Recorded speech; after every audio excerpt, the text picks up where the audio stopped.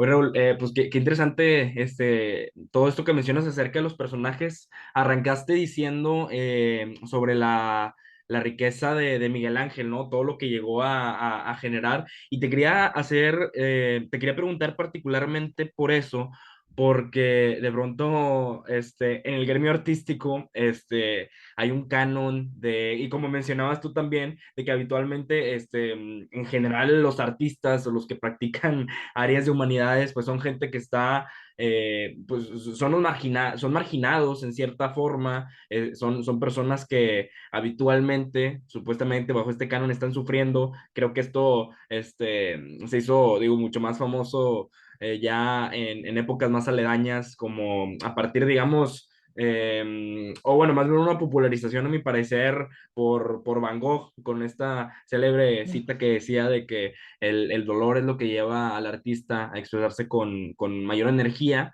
pero Ujú, pues en general pienso que siempre se habla acerca de, digamos, la pobreza o esta ujú. carencia económica del artista y bueno, de pronto vemos que, como mencionas ahorita, Miguel Ángel rompe con este canon, ¿no? ¿A qué se debe esto? Y si nos pudieras explicar un poquito sobre esta situación y cómo llegó a lograr eso Miguel Ángel, por favor. Bueno, bueno, es que la verdad es muy divertido para poder tener un contraste em, en muchos sentidos. Lo que es estudiar paralelamente lo que es Leonardo da Vinci y Miguel Ángel. Miguel Ángel era un hijo de una familia que, digamos, era, hoy lo podríamos comparar clase media con todos sus vaivenes, sub y baja, sub y baja. Y por eso siempre era un hijo respetable. Y de hecho decían que descendían de aristocracia, pero eran una muy, muy decente clase media. Sí. Y eso lo hizo de alguna forma u otra, porque su papá nunca dejó, de acuerdo a Vasari, nunca dejó de estarlo atosigando toda la vida por dinero, dinero, dinero, trabajo, trabajo, trabajo, dinero, dinero, dinero, trabajo, trabajo, trabajo. Me recuerda mucho a Monterrey, by the way. Por otra parte, Leonardo da Vinci era un artista que era un hijo ilegítimo. Él, por ser ilegítimo, no tenía ningún tipo de expectativa. Miguel Ángel, por ser hijo de una clase respetable y una familia muy trotante, sí tenía muchas expectativas y carga en los Sí. hombros. Am, y lo interesante es cómo los dos, por ejemplo, Leonardo es más grande que Miguel Ángel, pero Leonardo socialmente está acá y Miguel Ángel está acá.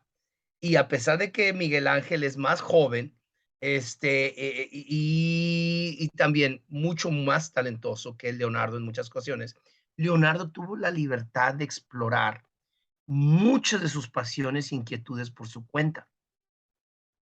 Y aquí es donde digo, es muy interesante porque Leonardo creo que vivió una vida muy plena, muy libre.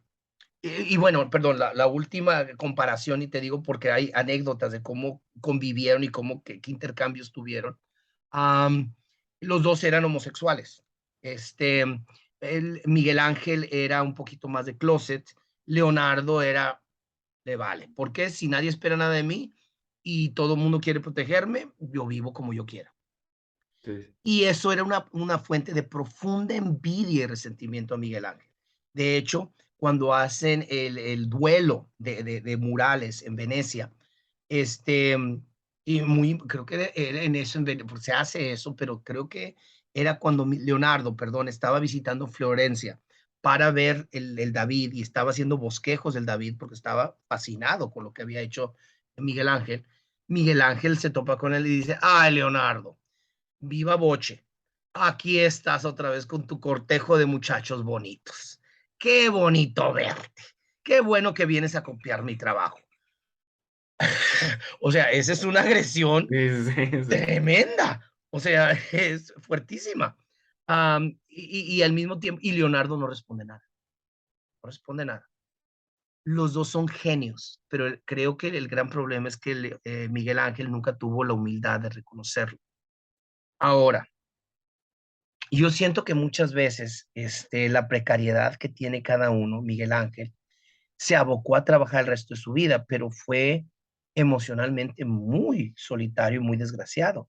De hecho, hay un cuadro que se llama La Academia de Atenas, creo que es de Rafael Sanzio, donde representa a todos los que son los artistas y los genios de la época dentro de lo que es la academia, como si fuera Sócrates, como si fuera Platón, como si fuera Aristóteles, etc. Hay uno que dicen que es el único que está solo, que no está hablando con nadie, nada más está dibujando, es Miguel Ángel, si te acuerdas, lo vimos en clase. Y es maravilloso porque al mismo tiempo revela lo huraño y lo triste que era realmente su existencia. Y muchos, incluso Vasari, hablan de ello, de que por abocarse tanto a la creación y el trabajo, que refleja sus demonios y sus pasiones, sus deseos reprimidos, um, aquí ves un hombre profundamente solo. Solamente es cuando al final, con Tommaso Cavalieri y con una condesa, no me acuerdo de quién, pero era con una, pero con la condesa, por ejemplo, fue un amorío tremendo y apasionado, pero solo por cartas. No hay ninguna evidencia que se hayan conocido en persona. Sin embargo, el amor de su vida, que lo tuvo hasta el final, Tommaso Cavalieri, escribe una poesía. Se te caen las lágrimas. Es maravilloso, pero es de un amor que sale hasta el final de su vida. Claro. El precio de ser el artista más extraordinario de la humanidad es también una mezcla de soledad, dolor y mezquindad, muy mezquino, porque una de las cosas que no sabía hacer Miguel Ángel, y lo ves en el juicio final, y lo ves en el techo de la Capilla Sixtina, y lo ves en todas las esculturas que quieras y más, por más que digan la pietad es maravillosa. Es un maniquí, güey, la Virgen María como maniquí. ¿Qué figura que ve a su hijo muerto en su regazo se conserva impávida? Dices, no, Miguel Sí, Ángel claro. tenía el problema de que no sabía y no podía representar la dulzura y la suavidad de una mujer.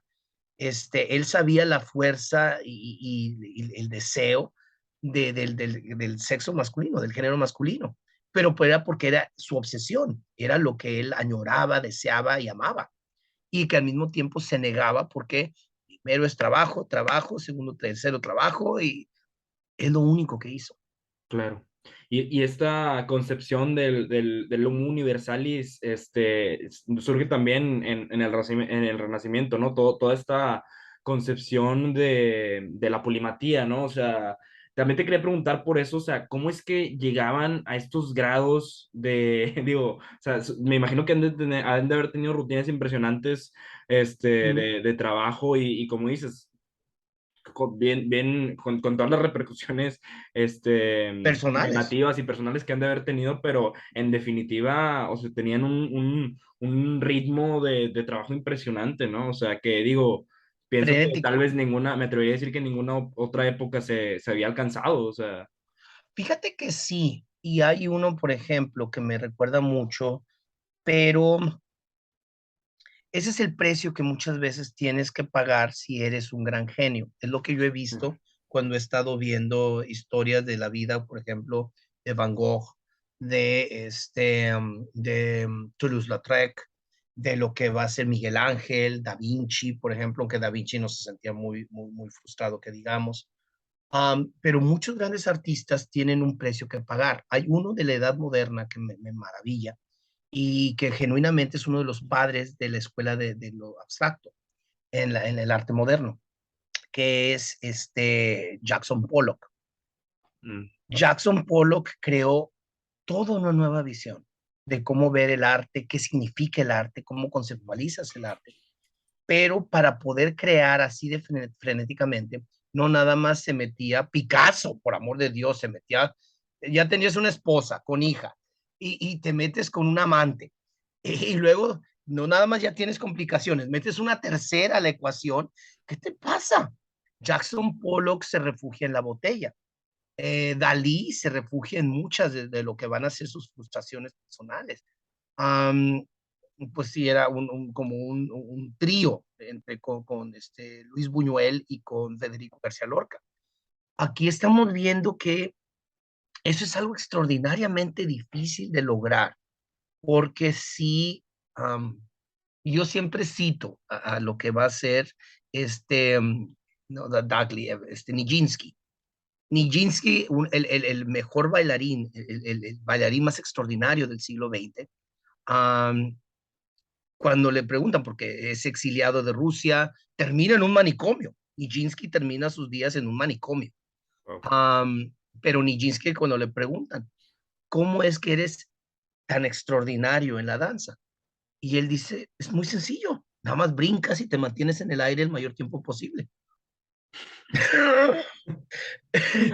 Y tiene razón, como todo, desde Sarah Sí, Bernhardt hasta lo que va a ser cualquier artista, cualquier figura, como dicen, cualquier acto que hagas, cualquier obra que realices, cualquier performance que lleves a cabo, dejas el alma en el piso. claro.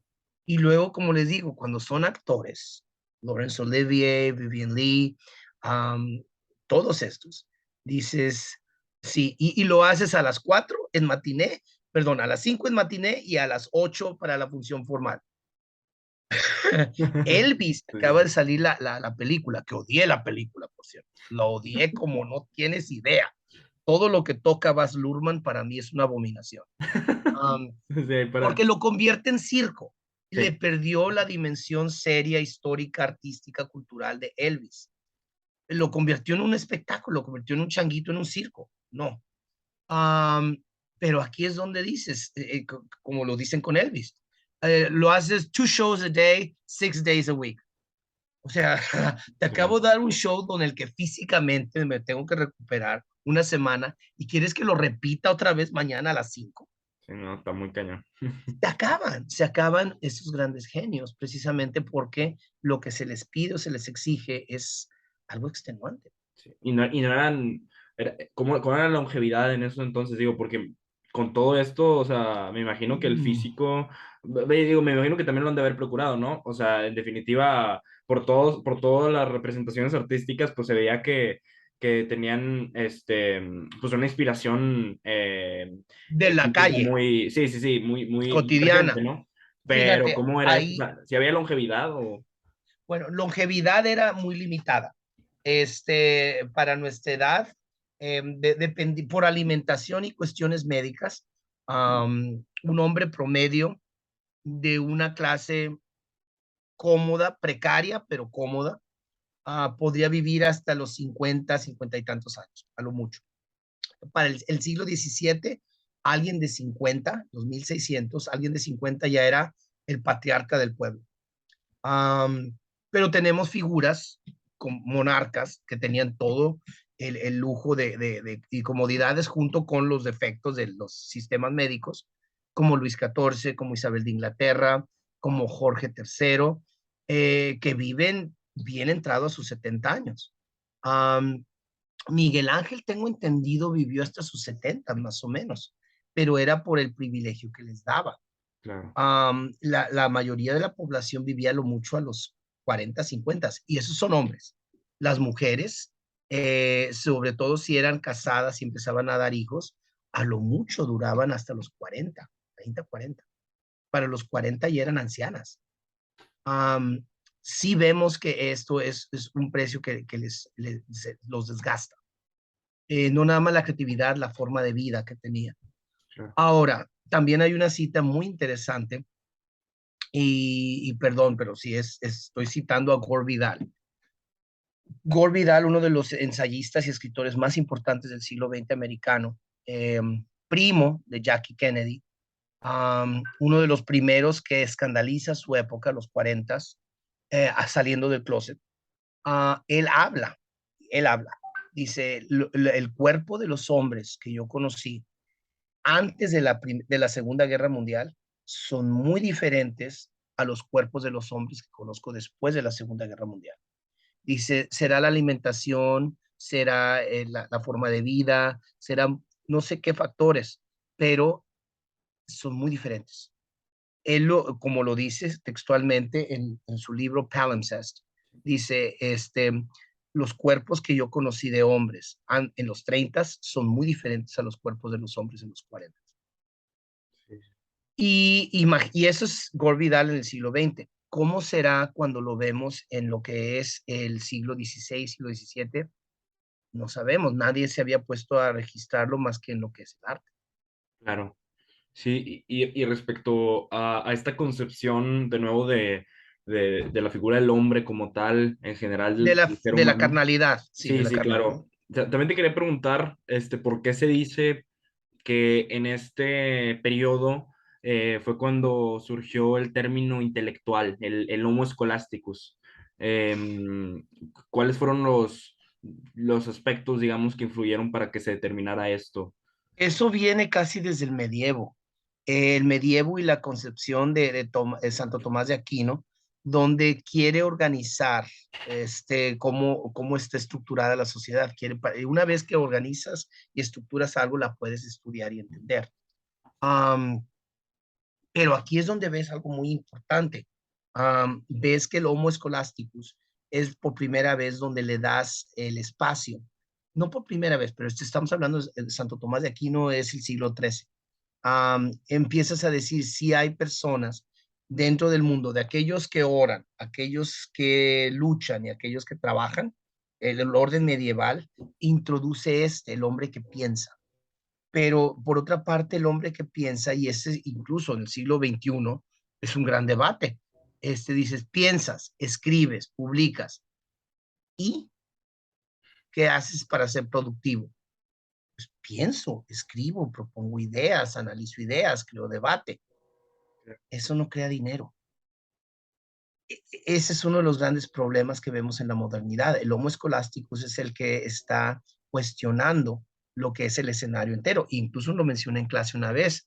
El Homo Scholasticus es un paso adelante porque en la civilización, porque es la primera vez que vas a tener a alguien que vaya a poder ser un espectador quizá, pero va a ser crítico de lo que se está haciendo.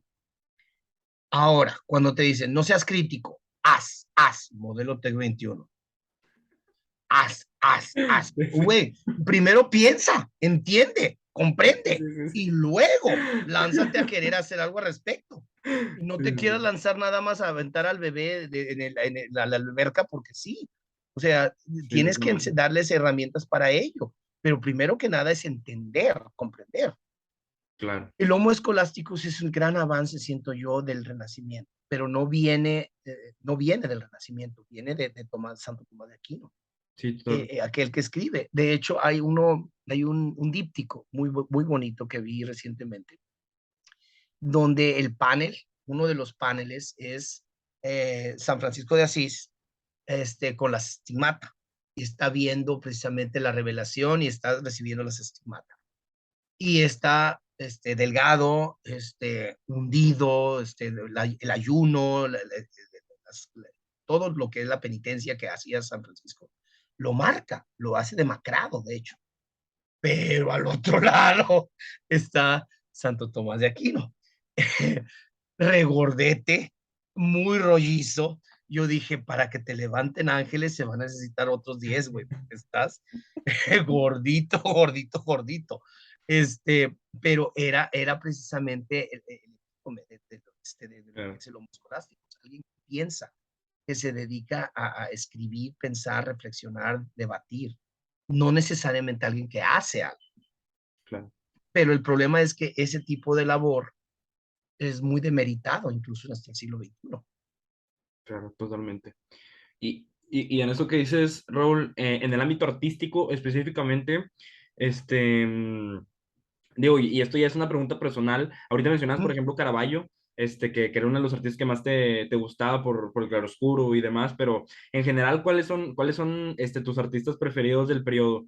Y qué opinas también? Voy a hacer, fíjate que se me ocurrió una pregunta un poco más turbia, que podría dar una tonalidad más oscura a la conversación. Entonces, quiero Adelante, hacer, quiero adelante, tu hacer, quiero hacer pregunta. pero antes de esa pregunta, antes de pasar a eso, voy a hacer dos silly questions para hacer un poco menos turbia las preguntas, pero No te relacionado, preocupes. por ejemplo, te quiero preguntar primero por tus artistas favoritos, ¿Okay? y también de las tortugas ninja, ya ves que está Leonardo, ¡Da! Miguel Ángel, Donatello, ¿qué opinas de estos cuatro? Tortugas Ah, ninja. dentro de la cultura, te soy honesto, yo soy de la generación de los Thundercats y soy de Oh, la ok. generación de He-Man y She-Ra Sí, y los sí, Super Friends, así. Las tortugas ninja, yo nunca fue algo que yo vi. Ya estaba muy grandecito como para estar viendo las tortugas ninja. Pero sí. ya luego cuando supe de ellos, sí se me hizo muy interesante que pusieron los cuatro pilares del Renacimiento como nombres de las tortugas. Donatello, Leonardo, Michelangelo y Rafael, o cómo se llamaba el Sí, otro. sí, Rafael. Bueno, Rafael. Entonces, pues, son los pilares del Renacimiento. Um, no sé, siempre se me hizo muy divertido eso. Pero me encantó mínimo, cuando de repente alguien dice Michelangelo, alguien voltea de cierta generación y dice, ¿The Ninja Turtle o The Artist? Mínimo sabe de que existen, porque de otra manera no sabrían. Sí, Um, sí, las tortugas ninja nunca fue uno de mis, nunca conocí. Sé que tenían un maestro, como un sensei, que era una rata. O sí, sea, sí. eran cuatro tortugas y una rata. No sé, la verdad, Sí. no sé. De nuevo, yo me quedé con Thundercats. Mis artistas favoritos, Ay, bueno, digo, justo conectándolo con esta pregunta, si era Rafael Sanzio el corto, nomás quería asegurarlo, si era Rafael, sí, Rafael Sanzio. o sea, por ejemplo, ¿estos cuatro los clasificarías dentro de tus favoritos o qué opinas? Alguno de ellos al menos. Fíjate, a mí los dos pilares más importantes, que me gustan muchísimo su obra, pero por distintas razones. Miguel Ángel me gusta mucho porque refleja la hipermasculinidad alfa y lo representa pictóricamente, no con actitud, pero en términos de belleza física. Y sí, no lo puedo negar, es algo que me seduce, me encanta, me embeleza ver Miguel Ángel. Pero Leonardo es otro tipo de sexualidad y de gusto. A Leonardo le gustaba, como lo discutimos en clase, lo andrógino. Juega mucho, como les digo, el gran secreto de la Mona Lisa es de que era el novio, el novio de Leonardo, era uno de sus secretarios, Salai. Entonces me gusta mucho digamos, por lo soterrado, por lo subversivo. Me gusta mucho Leonardo por ello. Um, no sé, yo creo que para mí mi favorito de todo el Renacimiento es definitivamente Miguel Ángel, porque es el primero, y se los mencioné en clase, para mí, la obra que para mí tardé muchos años en comprender, fue El esclavo moribundo de Miguel Ángel. Cuando pones el esclavo muriendo, el esclavo moribundo, dices, está. O sea, y yo he visto películas de vaqueros, así no es como se mueren en las películas. Está con una cara, yo lo empecé a ver a los 8 o 9 años, ni siquiera entraba a la pubertad, no entendía que estaba viendo, pero bueno, Miguel Ángel, Sí, sí. años, me toma décadas entender que en el slang callejero de Florencia, muriéndose es lo mismo que tener un orgasmo. Es es básicamente, y si lo ves ya con el título y entendiéndole la connotación de un esclavo muriéndose, un esclavo moribundo, es un esclavo teniendo un orgasmo. Entonces entiendes el contexto de la escultura Sí, sí. y dices, ok, entonces ya sé lo que estoy viendo. Pero fue el primero donde reconoce que el hombre no necesariamente es una figura de dominación y de subordinación, de ataque, de fuerza, de poder. El hombre también es capaz de sentir placer. Y la única figura que podía reflejar placer era la mujer. El hombre es fuerza, la mujer es placer. Pero aquí Miguel Ángel rompe ese canon y dice, el hombre también es un ser humano, es carnal, tiene carnalidad, puede sentir placer. Por lo tanto, adelante. Claro, Y es por eso que Miguel Ángel es uno de mis favoritos. muy Me interesante. encanta del Renacimiento, el Renacimiento. Muy, muy, Um, el Greco también me gusta mucho. Y ya en el Barroco, Bernini. Pero sí son seres mágicos, talentos únicos en la humanidad. Oye, sí, qué interesante la figura de Miguel Ángel y todo esto que nos mencionas. Antes de pasar a... A la no sé, pregunta difícil. quiero hacer una última silly question ya para cerrar con la pregunta turbia. Ajá. Aprovechando tu conocimiento, Ah, Carlos V, el chocolate. ¿Quién fue este rey? Y si nos pudieras hablar un poco, solamente como dato de cultura general, porque digo, pues está muy presente en la cultura popular y ajá. realmente muy poca gente sabe quién fue este personaje, ¿no? Si nos A pudieras ver, hablar vamos brevemente a sobre ver él. cuánto, como ustedes dicen, cuántos bullet points puedo meter aquí. Sí, sí, sí. Nace en 1500, es el primer rey de España, de una España por lo menos conceptualmente unificada, porque antes había la corona de Castilla, la corona de Aragón, la corona de Galicia, la corona de León, etc. Aquí es la primera vez que se conceptualiza una España unificada y es al inicio del siglo XVI. Él nace en 1500, muere en los 1550, 55 a 56, abdica y al año siguiente muere. Vivió toda su vida en Gante, en lo que va a ser Bélgica hoy en día. ¿Y qué más te puedo decir de él? Era un hombre que utilizó la fe como un elemento unificador y cualquier desafío a ello era un desafío. Se la pasó haciendo guerras tras guerras, tras guerras, tras guerras. Quebró la economía que hereda, pero los Habsburgos siguen siendo hasta el 1918 y hasta la fecha Sí, una dinastía increíblemente poderosa, increíblemente relevante en el mundo de la cultura, del arte, de la política. claro. Um, lo interesa, ¿qué podía decir perdón, Carlos V? Era quinto sacro romano emperador, Carlos I de España. Llega a ser una de las figuras principales porque es campeón de la fe y de repente, como dicen, más papista que el Papa porque saquea Roma, este, saquea Roma con el Papa allá adentro para hacer que el Papa obedezca lo que él está dictando. Ese es un debate entre lo que es Claro. la mitra y la corona, el medievo. Es maravilloso realmente porque es también un príncipe renacentista, tiene una corte muy sofisticada. Se rodeó de artistas, se rodeó de escritores, de músicos, de trovadores, y de las figuras más espectaculares del mundo. Fue un hombre muy fiel. También tuvo la mujer más bella de Europa, que era María de Portugal, la madre de Felipe II, la que tuvo como esposa. De hecho, se reconoce la mujer más bella del siglo XVI. Mm, Y fue su esposa. Tan bella era que creo que nada más dejó un hijo ilegítimo, dos. O sea, para un monarca que reina desde 1516, porque nace en 1500, reina 1516 más o menos, presencia lo de Lutero, consolida su imperio, porque ahí es donde aparecemos nosotros como la Nueva España, y muere hasta los 1550, dejando atrás a lo que es Enrique VIII y Francisco I, que eran sus rivales. Era un gran monarca, un gran mecenas, un gran figura. La escultura que te mencioné hace unos minutos de León Leoni, donde es Carlos V dominando la furia, es una gran obra escultórica renacentista. claro. Sobre todo porque cuando Felipe II no le gustó la idea de que su padre estuviera desnudo en una plaza, le construyen esa armadura que se la quitan y ponen. Um, Está en el Prado, en Madrid. Entonces, realmente es muy interesante ver cómo Carlos V pasa a ser la fuerza que consolida lo que es el Imperio Español, la grandeza del Imperio Español en términos de conquista, y al mismo tiempo es un apellido cuya sangre todavía sobrevive. Claro. Interesante. Pero eso me gusta de Carlos V.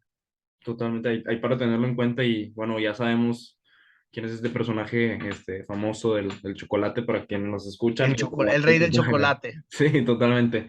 Y bueno, ahora sí, Raúl, esto es algo que habíamos abordado en una clase al final. Te quiero preguntar, de esta época por lo maldito, por lo arcano, este componente del esoterismo, el ocultismo, la nigromancia, la hidromancia. ¿Cuál fue esta, digamos, el rol de todo este misticismo en la época todavía pues vivo aún en el Renacimiento y que tal vez lo asociemos más habitualmente todas estas cuestiones de alquimia y de magia oscura, magia negra al medievo, Mm. pero realmente seguía cierta presencia todavía en el Renacimiento, tal vez no tanta como en el periodo del oscurantismo, me atrevería a decir, pero en definitiva seguía este componente. ¿Y cómo fue pues esta cuestión, ¿no? Todo el tema de Am, la nigromancia. a lo largo de lo que es el medievo, incluso yéndonos hacia el pasado, con Hermes Trimegisto, perdón. Am, Estamos viendo esa teoría, esa práctica de lo que hoy se llama teosofía. La teosofía era donde estabas tratando de encontrar una sabiduría esotérica en lo divino y que nada más podía ser revelada a lo que iban a ser los iniciados. Um, el problema es de que todo eso, incluso antes de la Edad Media, se puede datar a lo que es el mundo del periodo clásico, de la Roma antigua. Todo lo que eran los cultos mistéricos era algo que era muy desconfiado porque ¿qué es lo que hace estas puertas cerradas? ¿Qué estás practicando? ¿Qué estás orando? ¿Qué estás sacrificando? Um, en el siglo XVI vemos que esto se convierte en un tema y hasta lo que es el siglo XIX, con masones después. Um, Vamos a estar viendo que son creencias que se supone que deben de ocultar algún tipo de sabiduría que se revela de nuevo solo a los iniciados. Está llena de simbolismo, está llena de metáforas y de símiles. Mm, por desgracia, creo que los únicos que realmente lo pueden, y a mí siempre me divirtió mucho ese tema, así que no es un tema difícil, créeme. Me gusta mucho el tema, pero es porque las creencias, las ideas, los principios detrás de todo ello, los que mejor lo manejan son los Rosacruces. Son la antigua mística orden de los Rosacruces, y muy importante también, algunos de ellos los toman masones. Son creencias que se supone que tienen que ser edificantes, constructivas, que te den una panorámica y con mayor control de tu vida y del mundo. Um, Son cosas que fíjate que me fascina el tema, porque yo lo leo porque me gusta mucho la tradición de esas ideas, la sabiduría antigua de la humanidad, de muchas de esas ideas. Pero, por ejemplo, todo lo que se deslinda de ello, que son otras creencias un poquito más eh, demandantes, más difíciles, me asustó, porque las conozco, pero por ejemplo, en la serie de Sabrina, el que salió en Netflix, en muchas series que están saliendo, de repente empiezan a decir cosas donde digo, esto no es un libreto, alguien que estudió de veras las artes mágicas, las artes negras, la teosofía, lo que son los antiguos ritos, lo está reflejando en el libreto. Y Sí, es sí, la sí. primera vez donde, digamos, ciertas verdades arcanas para la gente que está metida en esos temas son sagradas y que no se pueden esparcir o divulgar. Claro. Salen de repente en una serie de Sabrina, la bruja adolescente, y dices, Sí, claro. ok, pero sí hay muchas cosas muy divertidas y en ese momento, fíjate, y lo conecto porque ya se nos está acabando el tiempo otra vez. Sí. Ahorita estamos viendo cómo en el caso de, por ejemplo, de Sabrina y el siglo XIX, es un culto a Lucifer. Y se me hizo muy interesante cómo es en el siglo XIX que se empieza a crear en términos de esculturas en Madrid, en Budapest, en lo que es República Checa, en Praga. Hay esculturas al ángel caído. Cabanel hace pinturas bellísimas del ángel caído, pero el ángel caído representa algo político más que algo religioso o filosófico, es algo ideológico. El ángel caído es alguien que liderea una rebelión, una revolución a la autoridad sancionada del divino. Entonces, en el siglo XIX despega todo este tipo de ideas y de creencias y de cultos, despegan, ya existían antes, pero despegan precisamente porque lo ven como un acto de rebelión. Claro. impresionante todo este tema. Bueno, y siguieran, hay alguien que lo empezó a manejar en el siglo XX, Aleister Crowley. Hay muchos Ah, claro. escritores que manejan eso y a mí me fascina, francamente. Lo hubiera estudiado más, pero como te platiqué en clase, los libros que compré en su momento, mi mamá me los tiró cuando me los encontró. Entonces no los disfruté más allá de un mes, mes y medio, entonces me acuerdo muy vagamente de ellos. Me acuerdo muy bien que con Aleister Crowley había un libro que conseguí, que esperé meses y le robé dinero a mi papá de la cartera para poderlo pagar.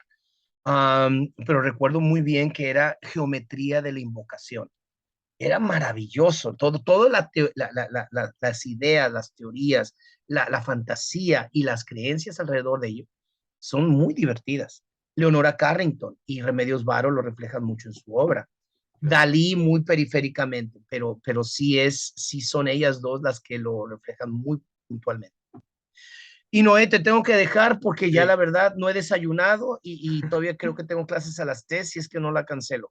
No te preocupes, Um, Raúl. Está excelente. Te agradezco bastante. Ha sido Hombre, un claro, gran cuando honor, quieras. neta, de veras, tenerte aquí. Ya sabes que te admiro bastante como persona y como Muchas gracias. maestro. Nos has traído unas anécdotas súper interesantes. Ahí también promoción, si quieres hacer una promo descarada también de las clases, que das. Ay, gracias, Todo. porque ahorita tengo un bloque libre los jueves, me cancelaron, así que si me mandas una copia de este video, me encantaría para usarlo promocionalmente. Excelente. Muchas gracias, Noé, y me da mucho gusto que todavía te acuerdes de mí y sabes que Ya aquí estoy sabes. para ti, para todos ustedes, los que quieran escucharme o que quieran preguntarme cosas de lo que puedo aportar en lo que he leído y estudiado. No, un placer Cuídense tenerte aquí y mucho. escucharte. Que estés muy bien, Raúl. Hasta luego. Gracias, Noé. Bye bye. Bye, bye.